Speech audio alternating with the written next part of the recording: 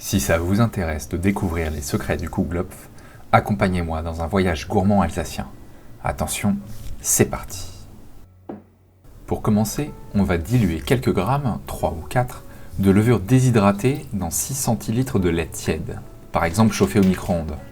Attention à ce qu'il ne soit pas trop chaud, ça tuerait les levures.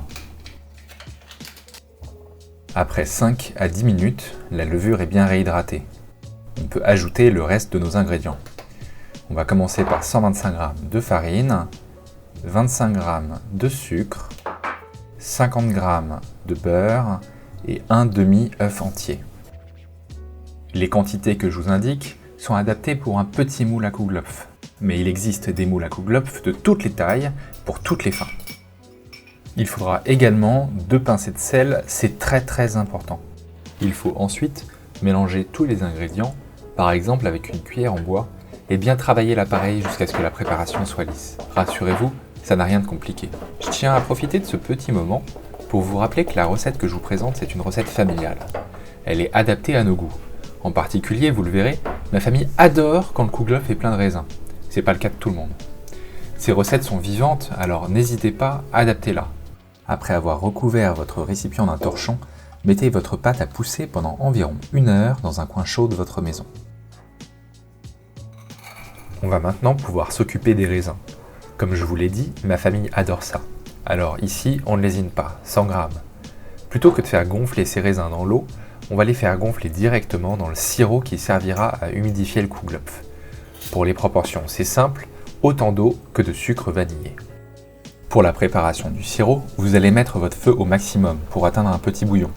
Quelques secondes de plus sur le feu, c'est déjà prêt. Vous pouvez retirer votre casserole et l'oublier jusqu'à ce que l'on s'en serve. Vous pouvez, si vous le souhaitez, rajouter également un petit arôme, par exemple du rhum ou du kirsch, l'eau de vie de cerise. Ici, on reste nature. Après 1 heure de repos, on va faire ce qu'on appelle un rabat, c'est-à-dire qu'on va rabattre la pâte sur elle-même. On recouvre ensuite à nouveau de notre linge et c'est reparti pour 1 heure à 1 heure et demie de fermentation.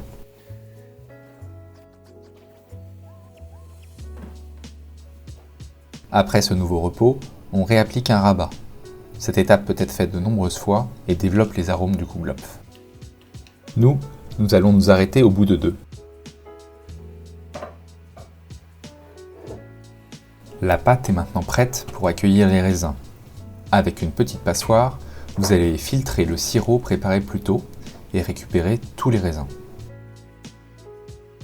Surtout, ne jetez pas le sirop, il sera très important. On peut ensuite ajouter les raisins dans la pâte et mélanger le tout. Attention, ne faites surtout pas l'erreur que j'ai failli commettre. Retirez bien les gousses de vanille qui auraient pu être dans votre sucre vanillé.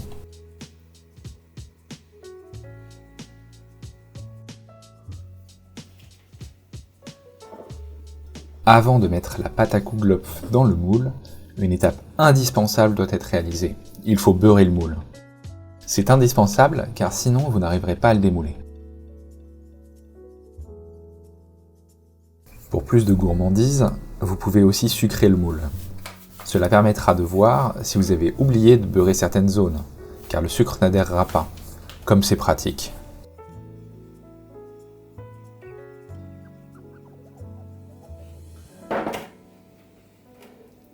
Dans certaines recettes, vous verrez les gens faire un anneau avec leur pâte pour la mettre dans le moule à Kuhglopf. Je pense que c'est pour éviter de casser un éventuel réseau de gluten, mais pour être totalement honnête, je n'ai jamais eu de problème à y aller franchement et à mettre la pâte en plusieurs fois. Si vous avez un peu trop de pâte, pas de problème, prenez un petit moule et ça marchera parfaitement. Après 1 heure de repos, la pâte a bien gonflé, c'est prêt à aller au four. La cuisson va se faire dans un four préchauffé à 180 degrés. Pour un petit Kuhglopf, il faudra compter environ 25 à 30 minutes de cuisson. Pour un gros, c'est plus long, 45 à 50 minutes pour que l'intérieur soit bien cuit. Petite technique personnelle, pour éviter que le dessus ne colore trop vite, à l'enfournement, je mets une plaque froide en haut du four. C'est parti!